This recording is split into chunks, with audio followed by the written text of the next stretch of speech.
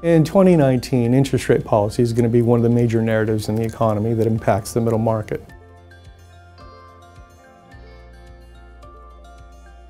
It's important to remember that middle market borrowers are different from small borrowers or the big Fortune 1000 companies. Middle market borrowers are often self-financed or they participate in the high yield and shadow banking market.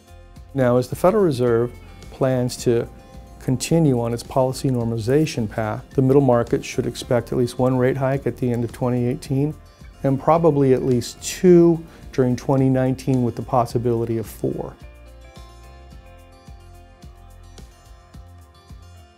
My model tells me that the Fed is thinking about taking the policy rate to at least 3.5% at the end of next year. But because I'm starting to see some strains in high yields, I'm starting to see some strains in the over-leveraged corporate sector, and some strains in the shadow banking industry, I would recommend that the Fed pause mid-2019 to see how the rate hikes are impacting the overall economy.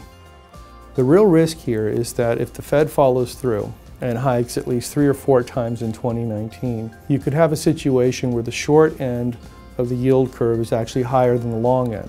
We then would have an inverted yield curve. And historically, once you have an inverted yield curve, that implies you're going to have a recession sometime over the next 24 months.